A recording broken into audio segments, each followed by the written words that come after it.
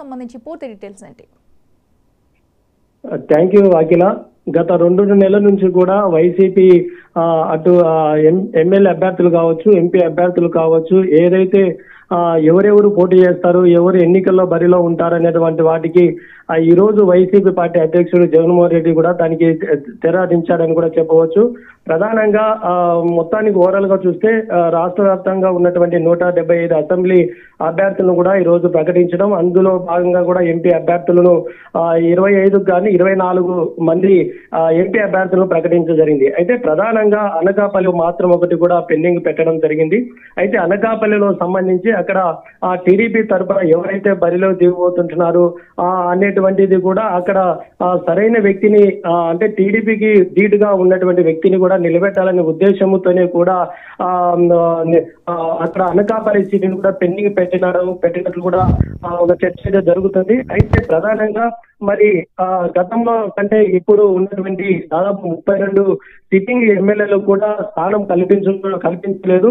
ఇది అంటే చెప్పాలంటే జగన్మోహన్ రెడ్డి తీసుకునేటువంటి నిర్ణయం ఇది చాలా మాటలకు మాత్రమే ఉంటుంది, కానీ ఇలాంటి నిర్ణయం తీసుకోవడం వెనక మరి అంటే కొంతమందికి స్థానం వేరే ప్లేస్ లో అవకాశం కల్పించారు, కొంతమందికి అవకాశమే కల్పించలేదు. వాళ్ళను కూడా కొంతమందిని గత 2 నెలల నుంచి కూడా కొంతమందిని పిలిపించడం, వాళ్ళు బుజ్జిగించడం కూడా, వారితో సంప్రదించడం మాట్లాడడం కూడా జరిగింది. అలాంటి అందరినీ కూడా మళ్ళీ పార్టీ అధికారంలోకి వస్తే మళ్ళీ అవకాశము నామినేటెడ్ పోస్టులు ఏదైనా కానీ లేకపోతే ప్రభుత్వం నుంచి అన్ని విధాలుగా సహకారం ఉంటుందని కూడా వాళ్ళకి ఒక హామీ కూడా ఇవ్వడం జరిగింది. అయితే ప్రధానంగా చూస్తే దాదాపు గత 2019 కంటే 2024 ఎన్నికలు జరుగుతున్న ఎన్నికల్లో ఆ ఎస్సీ, ఎస్టీ, బీసీ మైనార్టీకి అభ్యర్థులు ఎవరైతే ఉన్నారో దాదాపు 50% వారికి అవకాశం కల్పించినాము. ఇది దేశ చరిత్రలోనే ఇది ఒక చరిత్ర అని కూడా చెప్పవచ్చు. ఇలాంటి అవకాశం కల్పించేది ఏ పార్టీ కూడా లేదని కూడా జగన్ స్పష్టంగా చెప్పడం జరిగింది. అయితే గతంలో 2019 ఎన్నికల్లో మరి మహిళలకు కేవలం 15 చోట్లకి అవకాశం కల్పిస్తే ఈసారి 24లో జరిగేటువంటి ఈ ఎన్నికల్లో దాదాపు 19 మందికి అవకాశం కల్పించడం జరిగింది.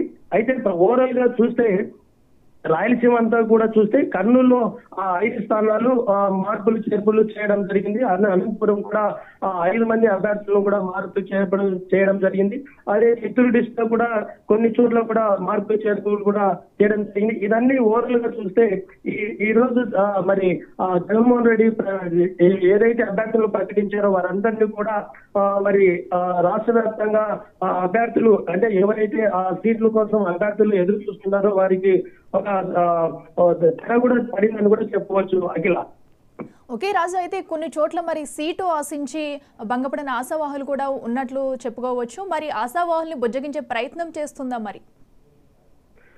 అయితే ఓవరాల్ గా చూస్తే ఇటీవలనే అనంతపురము ఎమ్మెల్యే రాయదుర్గం ఎమ్మెల్యే కాపు రామచంద్రారెడ్డి పార్టీని వీడి పార్టీనికి రాజీనామా చేసేయడం జరిగింది. అతను కూడా సీటు ఇవ్వలేదు, అతను పార్టీ నుంచి కూడా బయటకు వెళ్ళడం జరిగింది.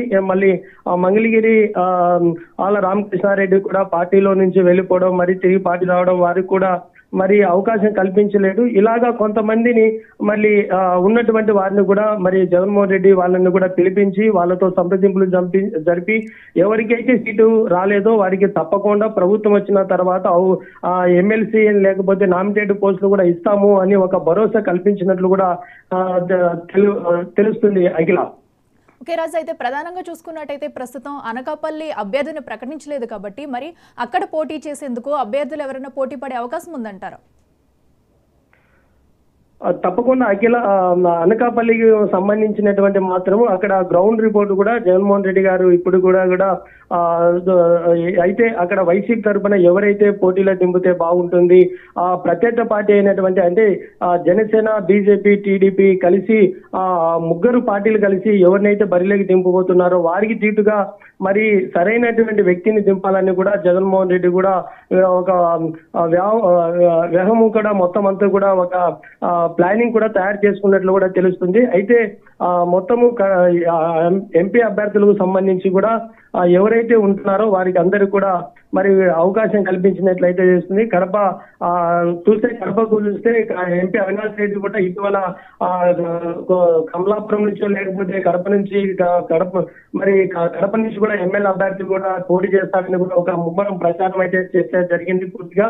అయితే దానికి తెరపడిందని కూడా చెప్పవచ్చు. కడప ఎంపీ అభ్యర్థిగా అవినాష్ రెడ్డి చేస్తున్నాడు, రాజంపేట పార్లమెంట్ అభ్యర్థిగా కూడా మరి మిథున్ రెడ్డి కూడా చేస్తున్నటువంటి పరిస్థితి అయితే ఉంది. అయితే ఓకే రాజు, అయితే మరి ఎట్టకేలకైతే అభ్యర్థుల జాబితా అయితే ప్రకటించడం జరిగింది. మరి ఈ ప్రకటనలో పేర్కొన్న అభ్యర్థులు ఎవరెవరైతే ప్రకటించారో వారు ఏ విధంగా స్పందిస్తున్నారు? అంటే ఇప్పటికే అభ్యర్థులు దాదాపు 175 అభ్యర్థులను ఎవరైతే బరిలో దింపుతున్నారో వారి పేర్లను ప్రకటించిన తర్వాత రాష్ట్ర వ్యాప్తంగా వారందరూ కూడా ఒక పండగ వాతావరణం కూడా ఒక సంబరాలు చేసుకునేటువంటి పరిస్థితి అయితే ఉంది.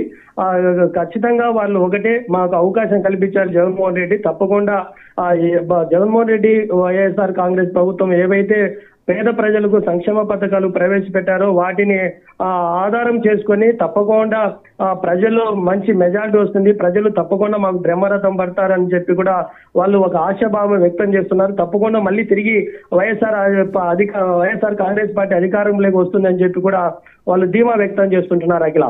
Okay right Raju, thank you.